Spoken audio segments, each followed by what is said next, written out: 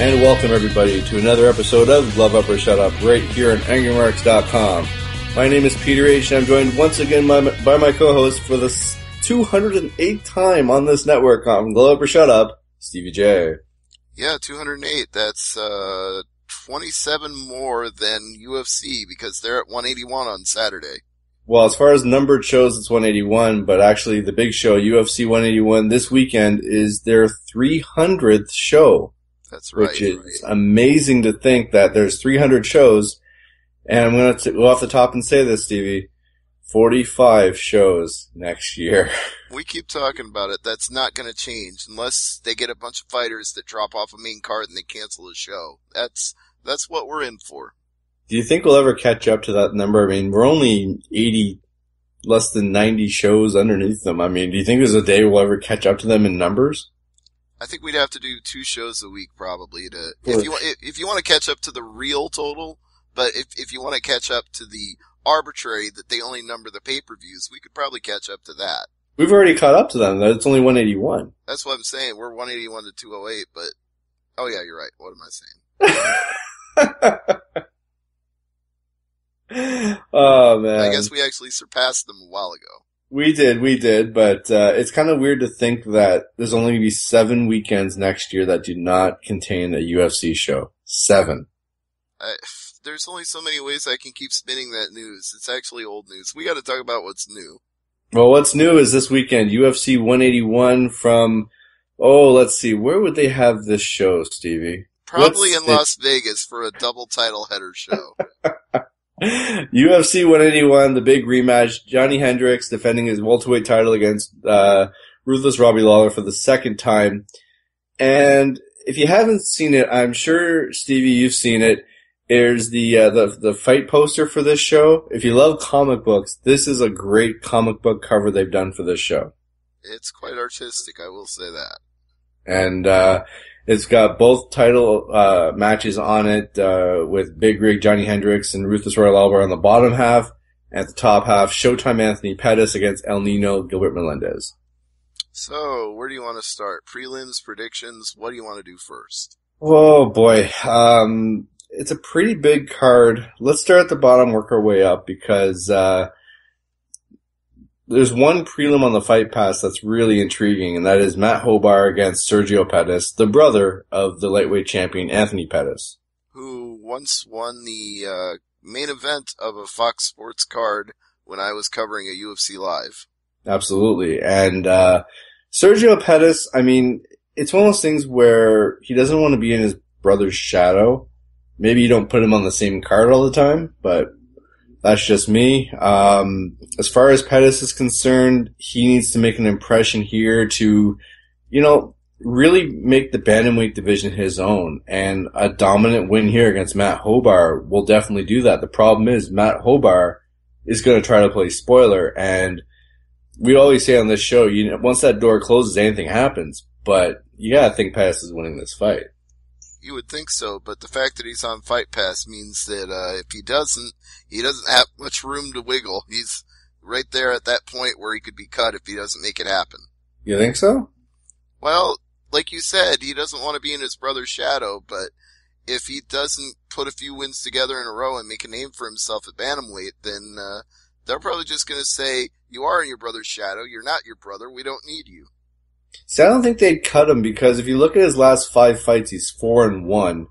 As far as UFC is concerned, he is 2-1. That's what I'm saying. His overall UFC record is above average, but only just. True. And the only loss was that fight of the night back at UFC Fox, Henderson and Thompson, when he got beat by Alex Bruce Leroy Caceres with a rear naked choke in the 3rd round with 21 seconds left. I think he might have gone either way on that one if it had gone to the judges. It's hard to say. Yeah, I mean, the problem with Pettis, Sergio Pettis, I should say, the problem here, he doesn't know how to finish in UFC. We've only seen him go to the judges or get beat with seconds left on the clock. He needs to really punish Matt Hobar here. And Hobar knows this. He's not a dumb fighter. He knows this is his time to shine and really make a name as a guy. As you say, if Sergio gets cut, Hobar wants to be the guy to kick his butt out the door. So, it's going to be very interesting to see what happens there. I got Pettis winning that fight. And the other prelim on Fight Pass is Alex White against Clay Collard in the featherweight division. So, as far as UFC Fight Pass prelims, the one that I think you should watch is Sergio Pettis and Matt Hobart. I think that's fair. Now, as far as the Fox Sports 1 prelims on in Canada here, it's on Sportsnet 360. There's some really good fights here. Raquel Pennington against Ashley Evans-Smith would be really good. Corey Anderson, Justin Jones could surprise some people at light heavyweight. Eddie Gordon and Josh Salmon from Ultimate Fighter. That's a great fight. But the main event on the prelims, Uriah Faber against Francisco Rivera. I mean, Faber on a prelim. We've talked about this before. Certain fighters are on the prelim card to boost the Fox Sports 1 / Sportsnet 360 rating. But I don't know. I think we've seen Faber on a prelim fight before, but I don't know about this. Honestly, I was waiting for the end of that spiel because I had something to say about Raquel Pennington, not Uriah Faber. Oh, go ahead. Well, she was originally supposed to be facing Holly Holm on this prelim card, but because Holly Holm pulled out with a neck injury, Ashley Evans-Smith steps in on short notice for her first fight in UFC. So she's getting a tough test against Raquel Pennington, but it's disappointing because we wanted to see if that boxing skill that Holly Holm showed in Legacy was going to translate over to UFC. She was much touted as a striker, but we're going to have to wait. Well, we'll see her though.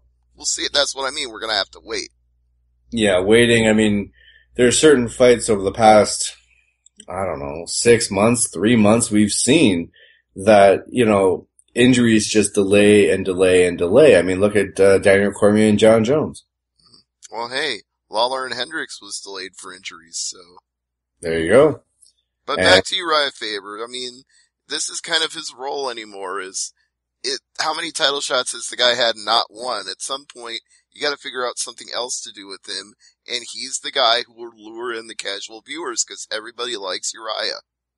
Yeah, everybody likes the California Kid, and I don't think you're going to see him do much of a weight cut or weight gain at this point. I think it's bantamweight or bust right now for him. So he's definitely not getting down to flyweight. Oh God, no. He's way too muscular for that. Can you imagine at flyweight he'd be skin and bones? At flyweight he would be sickly. Oh, that would just not be good. But do you think Rivera has a chance here? I mean, he is. Oh, absolutely. 3 of his last 5, 2 of his last 3. The only guy he lost to was Takeo Mizugaki, and that went to a decision. So every fighter's got a chance to win. We all know that, but I'm saying, is he on Uriah Faber's level? Because even though he never wins the title, he wins every other fight. So Uriah Faber's on another level.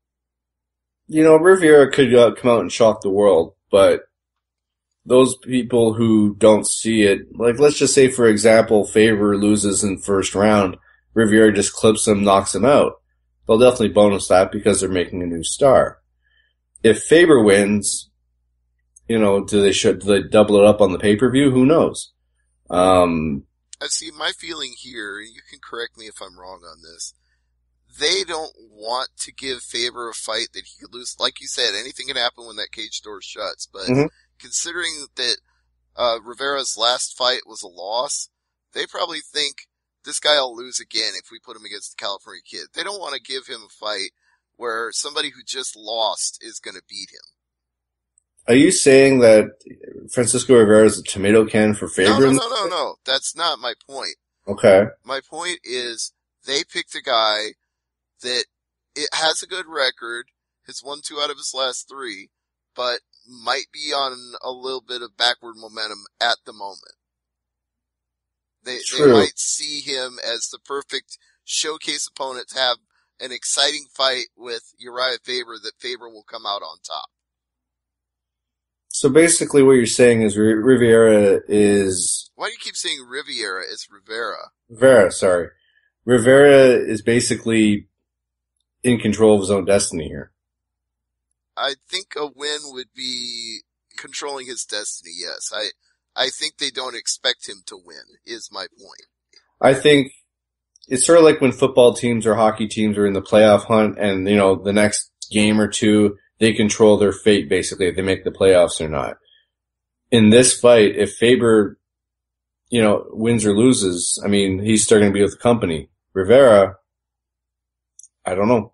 No, Rivera's probably pretty safe. Like I keep saying, it's not like he hasn't won like 3 of his last 5 fights. You know, he beat Soto, Figueroa, and Roop, so he's in the hunt there. But a loss here won't do him any favors. No, it won't. It'll be 2 losses in a row if he does. We've seen fighters get cut for less, so. Yeah, that's true. We have, but we should move on to the first fight on the main card. I want you to tee this one up, Stevie. All right. Well, our first fight on the main card is the hard hitter Tony Ferguson, El Cucuy, against Abel Killa Trujillo in a lightweight scrap. And scrap it will be, because Tony Ferguson, his whole rep is, if he lands one on your chin, you're going down for the count. He loves to hit that hard knockout punch, and he hit one of the most vicious ones I've ever seen on Katsunori Kikuno. I swear that guy's head bounced off the canvas. This fight could be fight of the night. Could be. Well, you say that about a lot of things, but... Well, I think as far as this fight's concerned, I mean, the opening match of a pay-per-view, usually put 2 guys who are going to scrap and go for fight of the night, because the main event could bust, the semi-main event could bust. You know what I mean? They always put a very intriguing fight to kick off the pay-per-view. Yeah. And this one certainly is, because, like I said, we're talking about knockout artists here. I mean, you remember what he did to Jamie Varner when Abel Trujillo fought him. That was a vicious, vicious knockout, too. Yeah, that was scary. And Ferguson, he's got the power. He's very, hard-hitting. So I think it's going to be a very good scrap here. I think I'm valid in saying that this could be fight of the night. Leading up to, take out the top 4 fights ahead of it, this could be the fight of the night going into the rest of the card. The problem is they could also completely shit the bed, because they're both really hard hitting, and if neither one of them makes a mistake, they could just neutralize each other, circling around and throwing jabs for 3 straight rounds. If, somebody's got to try something to break out of the mold here. Like, somebody's got to go for a takedown, do some ground and pound, take the back. Somebody needs to get wild in there and not just stand and bang. I think if it's a stand and bang fight, I think Ferguson would win, but if it goes to the ground, Trujillo wins. Simple as that. It's simple to say that, but who are you actually picking? Are you picking Trujillo to get it to the ground? See, I don't see a lot of that in his record. Looking over his fights, he hasn't been a submission artist since he came to UFC. Most of his finishes have been knockouts, so I think Trujillo would keep it standing. Unless he's trying to mix up the scouting reports and show a side of his training that we didn't expect to see. Well, he does train with the Black Zillions, so if they didn't get him prepared for the ground game, nobody will. Exactly. There you go. That's a dangerous fight camp there.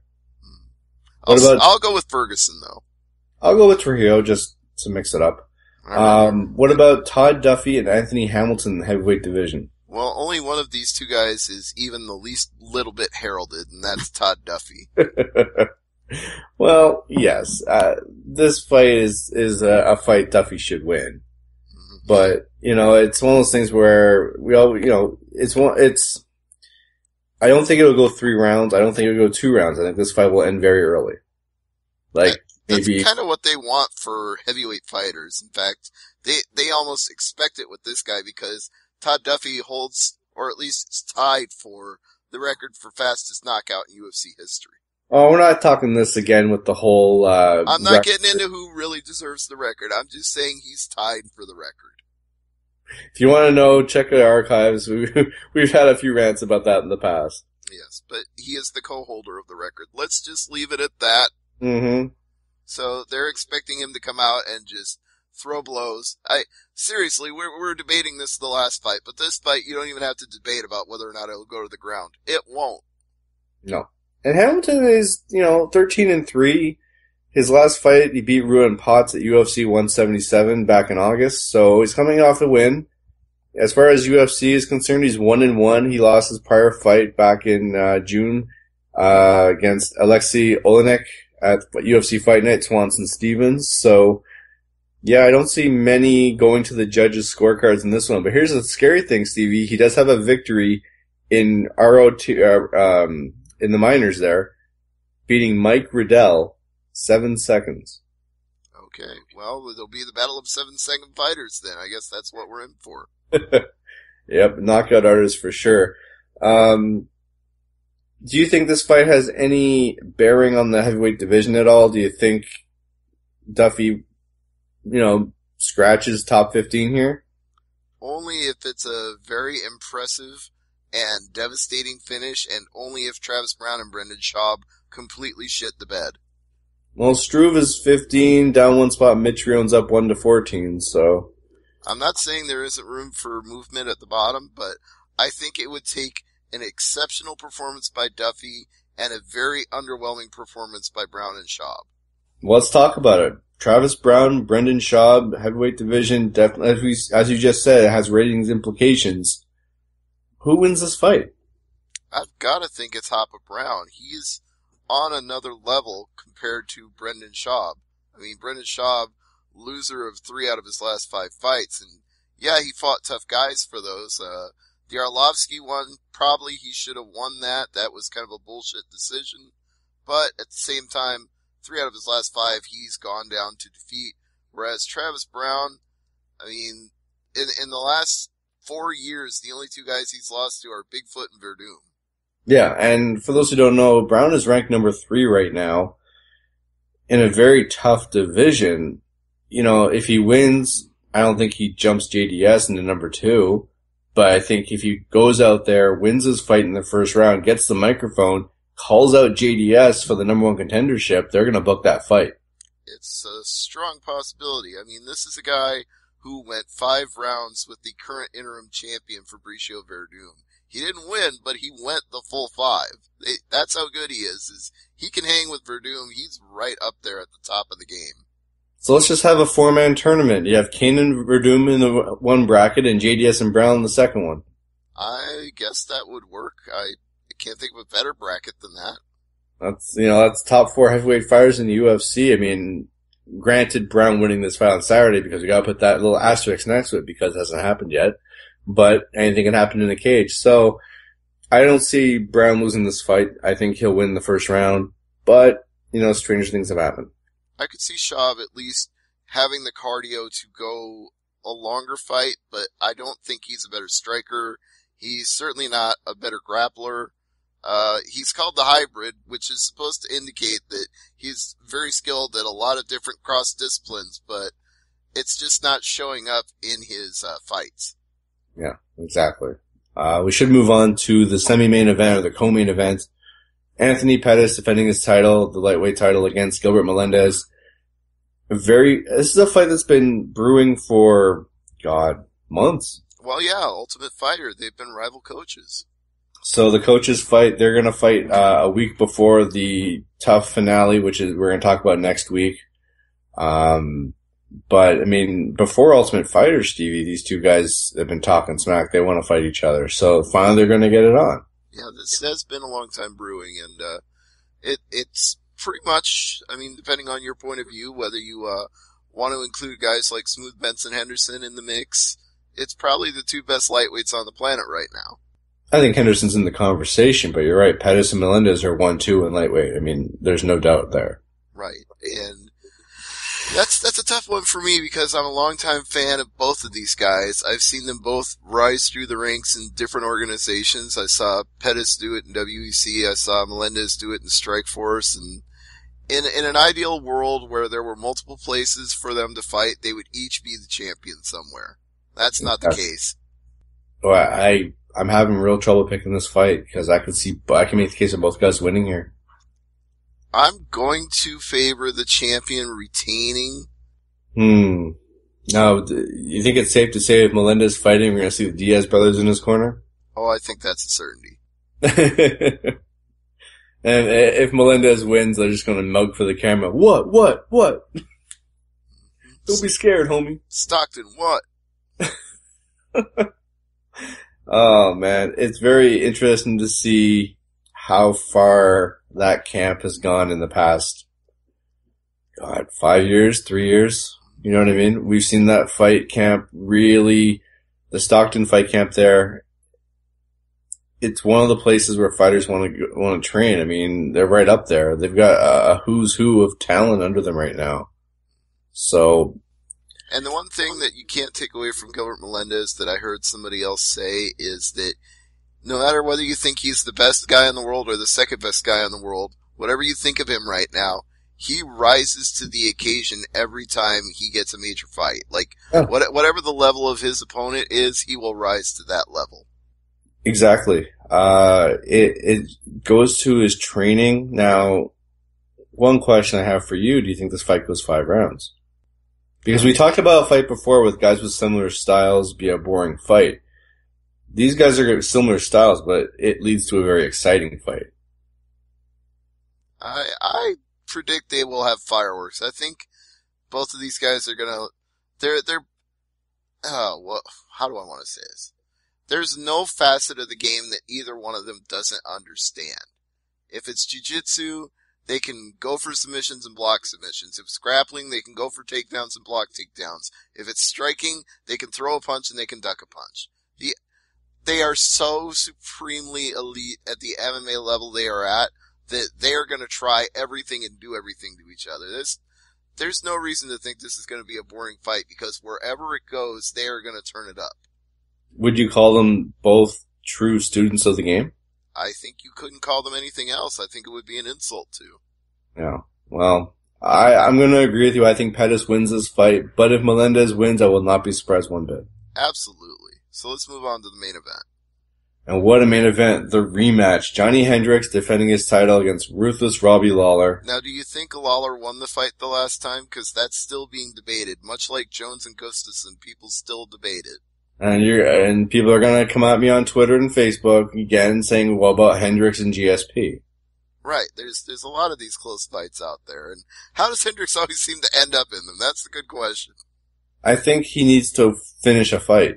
He needs to have a dominant performance to get rid of those speculative naysayers out there. He was a finisher, though. I mean, how many fights did he get a knockout in a row that gave him that reputation that you don't want to get hit by Big Rig Johnny Hendricks? That's how he made his name. Then do it again. Do it again. Okay, well, you can't say he isn't landing the punches, though, because look at his opponent's faces. I mean, look at George's face after that fight. You can't say that Hendricks didn't batter him around in that fight. No, it definitely wasn't a Nick Diaz punch, that's for damn sure. But no, Hendricks has to go back to the Big Rig style and knock someone out. And for Lawler, he needs to be wary of that because I think Hendricks is not looking to win this fight on the scorecards. He's looking to win this fight on his own. Well, if Lawler proved anything, it's that he has a chin, because look at that fight he had with Matt Brown. I mean, that is one of the hardest hitting welterweights on the fucking planet. And for 5 rounds, Lawler took the very best that Matt Brown had, and Matt Brown couldn't give it to him. Matt Brown got outboxed in that fight. He didn't land the big knockout punch, and he didn't land enough of them to beat Lawler. So Matt Brown, as tough as he is, couldn't get that job done. I think Hendricks retains. I don't think this goes to the distance, but when it comes to Lawler, if his game plan is to avoid the big shots of Hendricks and really try to mess him up, Lawler could win this fight. I'm not saying he can't, but I'm going to give the nod here to Hendricks. It's just a question of how close is it going to be, because, like I keep saying, Hendricks, he's in these close fights. He lost the close one with George that we thought he won. No, you said no, I thought GSP won that fight. Don't get me wrong with that one. All right, let me finish making my point. I think Hendricks won that fight, even though it was close, but GSP had the champion's advantage. So, a tie goes to the runner in that case. And a lot of people think that it was very, very close between him and Lawler the last time, which is why we're getting the rematch now. So, it's anybody's ball game. Once again, I'm going to favor the champion, but if Lawler has proved anything, it's that he can, people thought he was kind of past his prime in Strikeforce. I may or may not have said that at some point myself, but when he came to UFC, he was reborn. This is not the same Robbie Lawler we saw before. This is a whole new man. And this man is capable of beating anybody in the world in this weight class on any given day. But can he do it to Hendricks? We'll have to see. The problem with Hendricks is that he doesn't close fights. If you look at his last, I'm going to give you a good stat here, Stevie. His last 12 fights, guess how many have gone to decision? 7, 8? 8. I thought so. I'm not, again. 8 of his last 12, including his last 3, have gone to decision. Well, maybe you're drawing the wrong conclusion when you say that Hendricks needs to be a finisher, because maybe we got the wrong impression of Hendricks being a knockout artist. Maybe that's not the real him. Well, let's see, who didn't he beat by decision or lose by decision? Charlie Brenneman, second round, 40 seconds. You've got TJ Wahlberger, minute 35. You've got John Fitch, 12 seconds. And you got Martin Kampmann, 46 seconds. But it will say this. His last 3 fights have been fight of the night. So whatever performance we get from Hendricks is going to be very entertaining.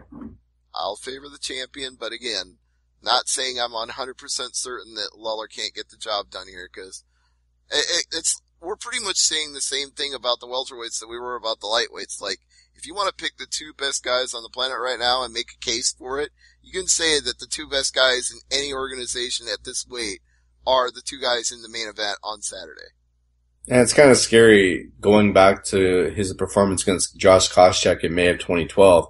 He won by split decision. Can you imagine if he lost that fight? Where would he be now? I just saw that Koscheck has a fight coming up with Matt Brown. That's probably where he'd be right now, is he'd be rematching Matt Brown. Oh, God. Was that on your news list? Did I jump the gun on you? We'll get there. But we should talk the news. And we have a big deal here to talk about. UFC has partnered with... A literal big deal. A big deal signed with Reebok. Yeah, they signed with Reebok. It's going to start in July. And it's very interesting to see what happens. I know you got some details about it, but basically it breaks down like... It's like a uniform type of deal. And it also affects the fighters' pay. Because it also affects the ranking system. Yeah, basically, the higher you're ranked, the more money you'll make. If you're an unranked fighter, you're not going to make as much as the guy ranking number 13, number 12. Right. So everybody gets a cut of the Reebok sponsorship money, so the higher ranked you are, the higher your cut is. Exactly. But my point is, it really makes the rankings more relevant now than they were 2 weeks ago. Which makes Dana more adamant that the rankings have to be important. He's saying things like, we have to get more selective about the journalists we let do the rankings because now it affects fighters' pay. He's talking about retooling the ranking system and possibly scrapping the people who are in it now and starting over fresh. Yeah, but isn't that him just cherry-picking people at that point?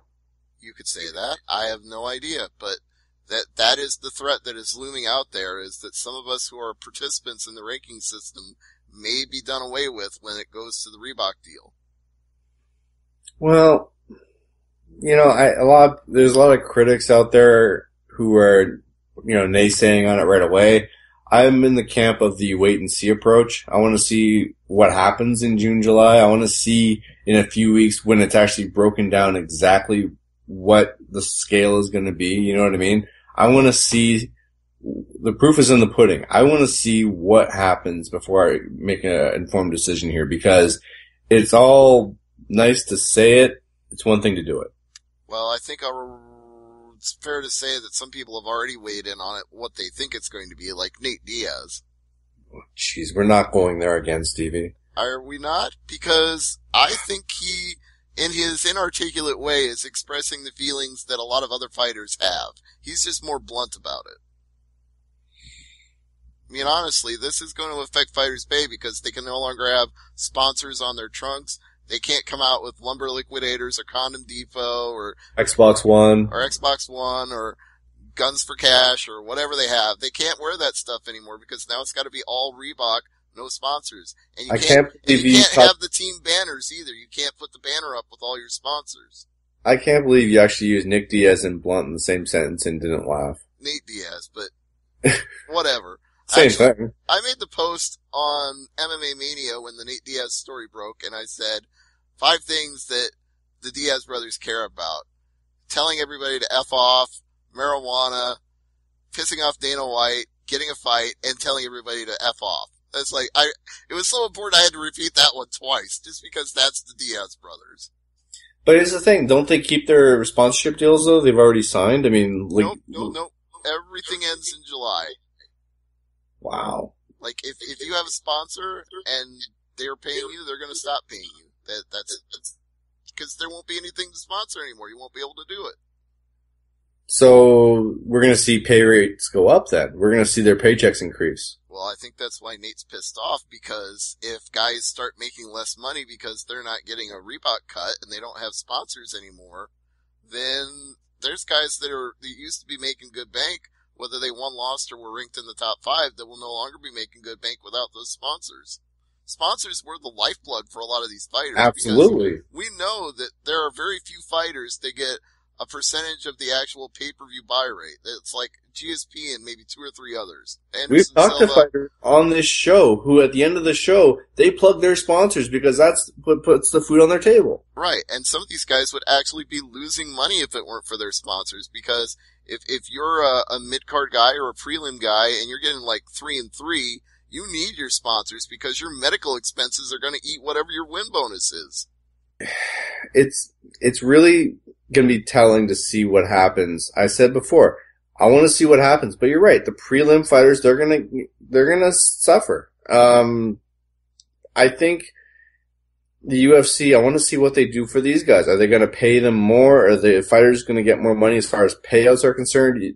Gone are the days where you fight on the prelims and you make $1,000. Yeah, I think if you're not a top 15 guy, if you're not a Reebok guy, which is what they're going to start calling these guys now, because if you're in the top 15 and you're getting a piece of that pie, you're going to be a Reebok guy. So if you're not a Reebok guy and you're on the prelims, they better be giving you like 5 or 10 just to fight, because you don't get those sponsors. You're not a Reebok guy. You better be getting something. Do you think this trickles down to the other promotions in North America? I don't know. It depends on if there's any sports apparel company that really wants to capture an entire brand. I mean, if there's somebody that wants to give Bellator or Reebok's kind of money, like Finish Line, let's say they sponsor Bellator, I could see them doing it. You know who I'm really surprised didn't do this? Nike? Yeah. Well, I think Nike has probably soured on it a little with all the negative publicity that John Jones got. You think John Jones, well, yeah, he's done more harm than good the last little bit. Yeah, well, with Nike anyway, they dropped him for a reason. He was not fitting their corporate image. From the makers of Tiger Woods and Lance Armstrong sponsorship. Well, those guys got dropped too. Yeah, they got dropped pretty soon too, so Nike's really got a good winning streak going, that's for sure. Well, I guess that's sort of the thing with Nike, is they want to sponsor winning athletes, but winning athletes aren't always nice people. Still waiting for my phone call, Nike. Waiting for my phone call. Yeah. Alright, anyway, what else do we have in the news that you want to talk about? Well, there was an election in Australia, national election, and the party who won is basically pro-UFC or pro-mixed martial arts. And they're looking to have a show now in Victoria next year. A stadium show. Exactly. It's going to be huge. UFC pretty much already bookmarked this as a potential fight. In the 45 show schedule, they had Australia on there, but they didn't have a stadium or what have you. So now with this officially happening, they can basically start booking a show or booking the fight for that. So do you think you put a guy like a Mark Hunt in there on the card, or do you think you try to build the next big star in Australia? I think Mark Hunt's already said that if they have a stadium show in Melbourne, he better be on the card. I think they'd be fools not to put him on the card given his popularity there. Yeah, but we've seen that happen before, though, where big stars ask to be on the show and they don't. Did we ever get any word on whether or not they're making the Frankie Edgar fight for the pay-per-view in New Jersey next year? I haven't heard anything yet, but I'm keeping an eye on it, that's for sure. I know he was campaigning for that one hard. I even did an article about it for Mania. Yeah. You gotta think Frankie Edgar in his backyard fighting for a title would sell some tickets for them. You would think Mark Hunt would do the same thing. Put Mark Hunt on the card, he will sell some tickets for them. I wanted to go back to something you said about Matt Brown earlier about his next fight. With Koscheck. Well, at first I heard it was Tarek Safadine. Okay. Well, I guess either one would be a good fight. The joke I had written down here was everyone's favorite game on this show. Guess how much cage-side tickets are? Think of it. Matt Brown, Tarek Safadine, Colorado. How much money, Stevie? $125. $175. Well, a little more than I thought. A little more, but, it's still under 200 for cage size. Pretty darn good. Yeah, I seriously thought that was Brown and Koscheck, though. Well, it might change. I mean, I don't know. Fights this year, just crazy. Yeah, and everything that you think is booked is like a rumor that doesn't turn out to be true. You never know with these things.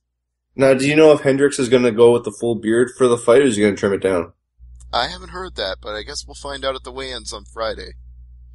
One of your favorite fighters, Yves Edwards, this week has announced his retirement. Yeah, well, it was pretty inevitable after the way he lost at the last UFC. He was looking pretty done. Speaking of done, let's talk about Bellator's Joe Vedepo. Yeah, not a smooth move for the doctor. Now, for those who don't follow college football, I follow it casually, not as hardcore as you do, but I do have my favorites. Well, it's not quite as big in Canada as it is here in the States. No, but I'm a fan of college football, but the point I'm making is that there was a big game this past weekend on, was it Friday? Yeah, it was Friday afternoon, because a lot of people, because of Thanksgiving weekend, were having their big college football games on Friday instead of Saturday. It was spread out because people had the day off and could travel and go to college football. Now, the big game on Friday was Iowa State, that's you. No, that's the Iowa Hawkeyes and the University of Nebraska Cornhuskers, and the game was being played while Joe Vedepo was at a bar in Iowa City. He's an Iowa native, he's a Hawkeye, he said so himself, he supports them, and they blew a 17-point lead, and I don't think he was taking it well. Well, he was taking something, shots. Whatever he was taking, he became belligerent when he was told that he was overserved and would have to leave. He refused to leave. Cops arrived. He headbutted a cop. They tasered him. Taser didn't work. It became a whole thing. 3 officers tackled him. He gets dragged out in handcuffs, and now he's sitting in jail. Yeah. Sitting in jail with $10,000 bail. The thing that got me was he was tasered. And it didn't stop him. How either drunk or juiced up on adrenaline was he that he got hit with a taser and it didn't slow him down? Well, I mean, that's where I wrote my article for MMA Media. Maybe they needed to call it King Mo because King Mo knows how to finish him. No, the problem here is that we know Bellator does do drug testing. When I first heard this story, somebody texted me and borrowed a line from a show that we used to listen to, basically saying this guy's on everything but roller skates. I'd be very interested to see his next fight, if there is a next fight, if he passes the drug test, because you don't take a taser shot that well. Yeah, but MMA fighters are not normal human beings. They're supercharged athletes, whether they're on anything or not. So something that would knock a guy like you or I down maybe doesn't work so well in an MMA fighter.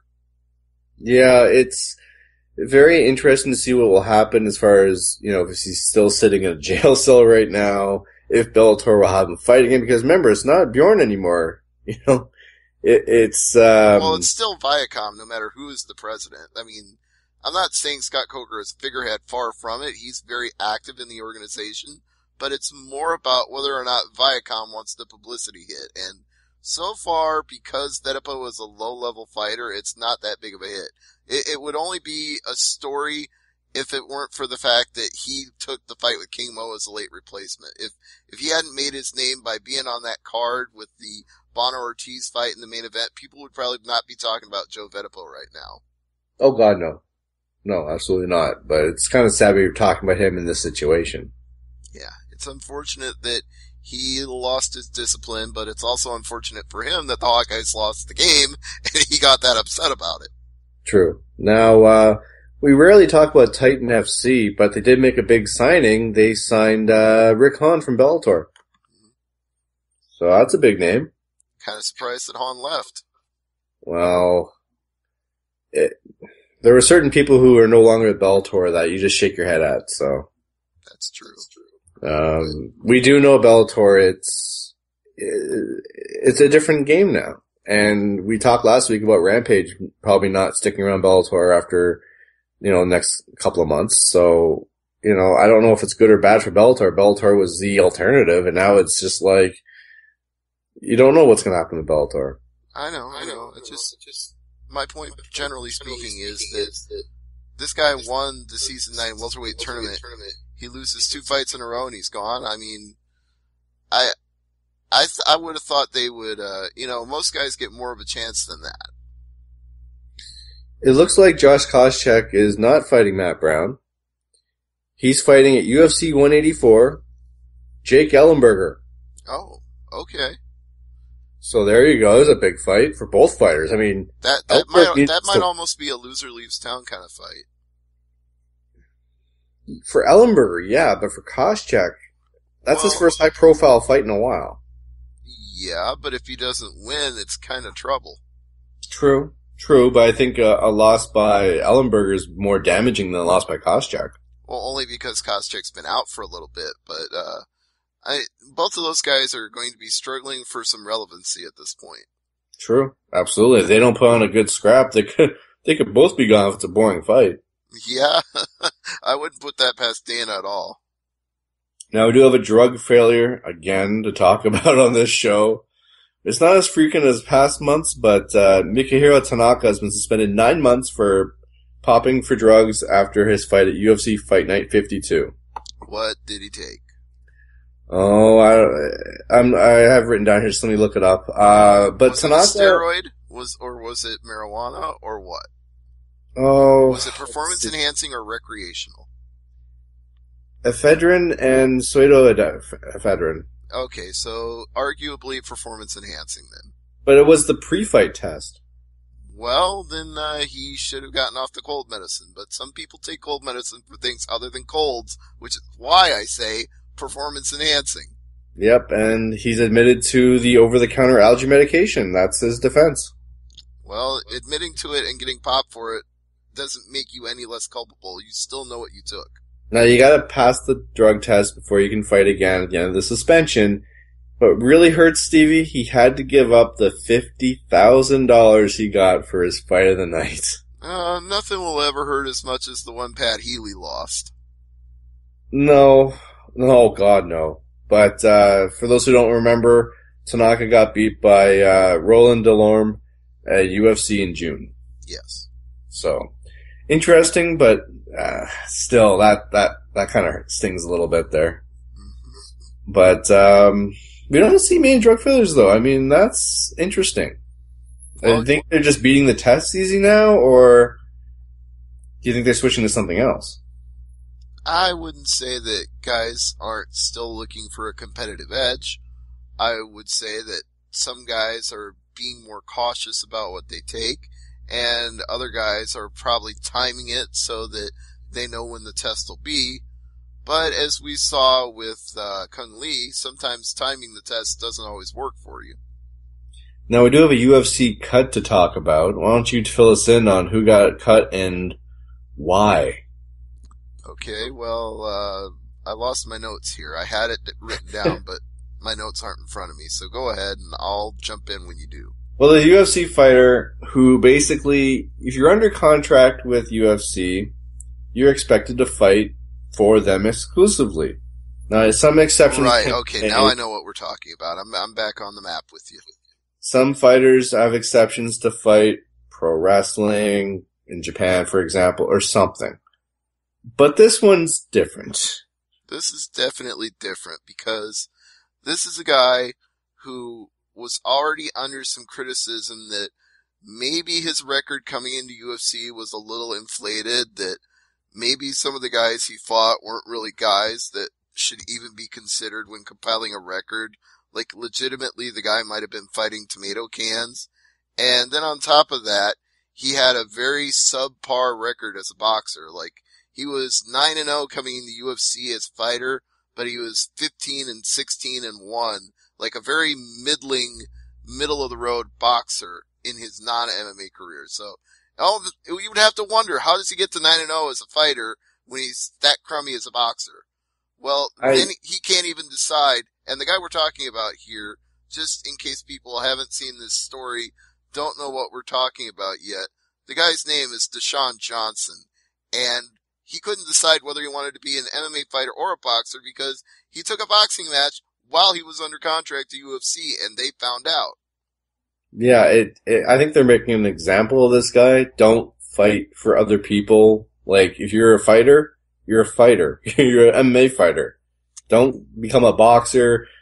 Or at Now, the very least, if you're gonna take a non-UFC bout, go to UFC and talk to them about it. If you're under contract to them, get it cleared with them. Don't just go take, I mean, he took a short notice boxing match. This wasn't even something that had been like built up for months. He took a fight on like 2 weeks notice as a replacement while he was under contract to UFC. Bad idea. And he lost too. He didn't even win the boxing match that got him fired. Exactly. And you want a side job? Do what the cowboy Donald Cerrone did and join the PBR or something.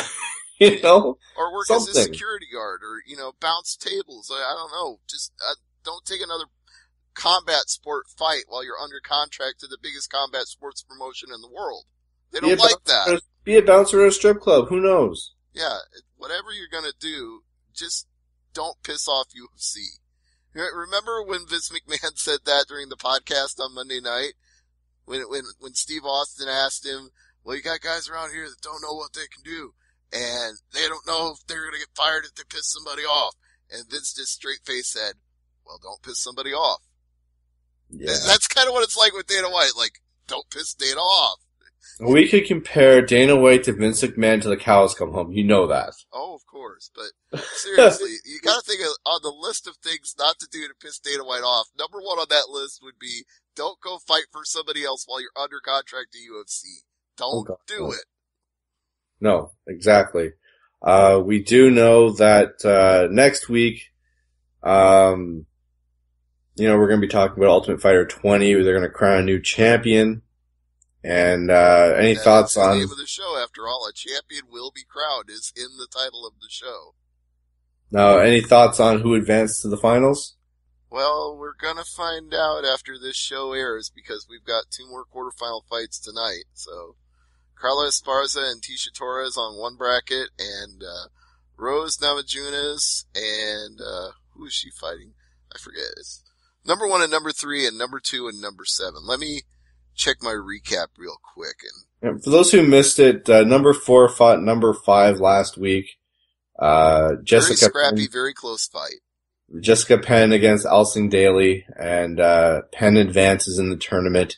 And from what I'm seeing, I mean, the reaction online and what have you, it's doing its job as far as creating buzz. I'm really interested to see what's going to happen as far as building this division. And all right, just so you know, I got the other fight. The 2 fights tonight are Carla Esparza and Tisha Torres. The other fight is Joanne Calderwood versus Rose Namajunas.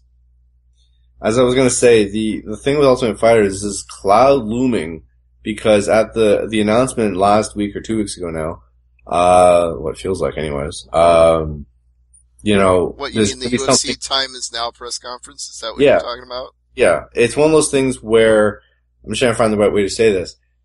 There was a mention of the next season of Ultimate Fighter is going to be something they've never done before. But my question is, maybe next week we'll find out, because usually they announce the next Ultimate Fighter at the finale show, what this is. I mean, how many times can you reinvent the wheel? And how many more times can they say it's never been done before? Like, we've never had a live season of The Ultimate Fighter. Well, they did that. We've never had women on The Ultimate Fighter. Well, they did that. We've never had a season of all women. Well, they did that. We never had one where we determined a champion at the end of the show. Well, we did that. I'm struggling for what they could do that they've never done before. Could they hold Ultimate Fighter on the moon? Are they going to set him up there in a SpaceX rocket? I mean, what's left to do? What about co-ed house? Yeah, I don't know. I guess they could do that. That would be something they'd never done before, but they had a co-ed season, so. They had a co-ed season, but they had separate dorms. I know. What if they have the same dorm? Maybe that's what they're going to do. They're really going to get that reality TV. Maybe they're going to have live cameras in the house this time. Who knows? Well, it's not like some of the women on this season weren't flirting with the assistant coaches anyway. I know. I don't just know. Well, you could say whatever you want to about it, but it's like men and women are going to interact if they're both on this show anyway, because that's just the nature of men and women. I guess, but at what point do they stop just reinventing the wheel? And I mean, they've had some really good coaches over the past little while. I mean, hell, Chael Sonnen, that was an amazing season.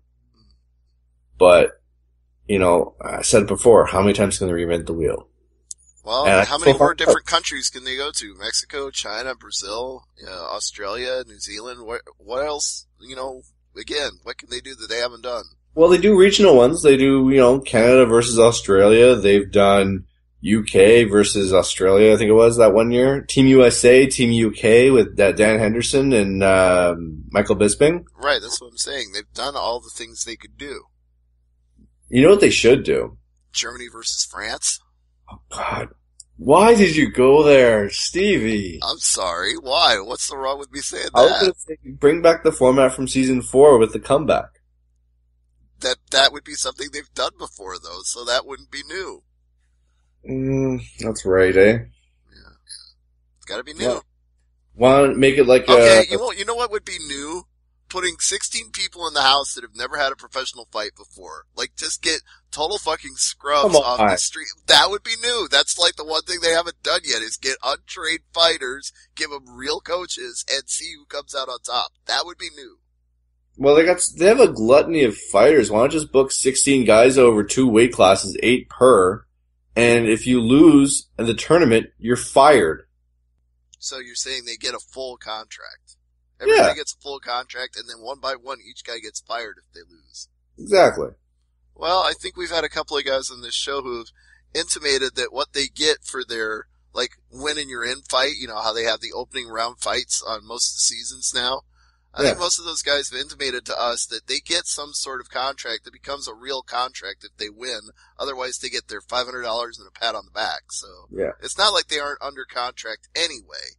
It's just some guys are under short-term ones and some are under long-term ones. And if you win, you're under a long-term one.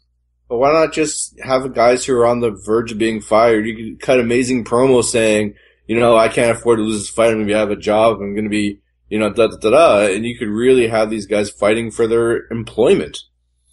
Well, we've heard that before. I mean, fighters on each of these seasons have said, I need this knockout bonus. I need this submission bonus because I got a family to feed. I quit my job to be on the show. I got to make it work. I got to win or else it's nothing, you know. Can you imagine one fighter goes, I don't want to go to Bellator. Just start burying promotions left, right, and center. Well, actually, that's happened too. That wouldn't be new because we've seen guys from Bellator come in and fight to get on Ultimate Fighter and lose, and Dana White has buried them. That's true. So again, what can they do that's new? What haven't they done? We'll find out. That's all the news I have on my list. Is there anything on yours that I neglected to mention this week? Invicta, of course, is a show this Friday. Yes, absolutely. And the main event features your favorite fighter and mine, the karate hottie, Michelle Watterson. Hold on, continue talking about Invicta. I just got a text about something. Give me a sec here. Alright, well, the main event, as I mentioned, the karate hottie, she's fighting Herika Tiburcio from Brazil, who is 8-2, pretty good record. Is she going to be an atomweight the skill of the karate hottie? Probably not, because we've seen the karate hottie put a beat down on pretty much anybody they've thrown in the cage with her. So, we'll see how that works out. Co-main event is Tanya Evinger, who's on a 5-fight win streak. She's going to try to make it 6 against Cindy Dandois. And at flyweight, which I guess if she can make the cut, I'm happy for her. But I've always thought of Roxanne Modafferi as being like a bantamweight or up. But she's going to try to do flyweight against Andrea Lee. And we'll see how that works out for her. Apparently, Cung Lee has requested his release from the promotion. Okay, well, that would be breaking news and probably something I should cover for MMA Mania, so let's wrap this up. Apparently, he's requesting his release because of the way he was treated after being accused of taking performance-enhancing drugs. Again, something I should probably be covering, not on this show, but I should go cover that now, so give the closing plug. What's on top for Thursday Night AMP? If it works out, we'll be interviewing the grappler Lynn Denton. Alright, so you and Jordan Garber? That's the plan. I was going to do a pre-tape today, but he said he wanted to do the interview, so I told him to get a hold of Len and try to schedule it for tomorrow night, and we'll see if that panned out.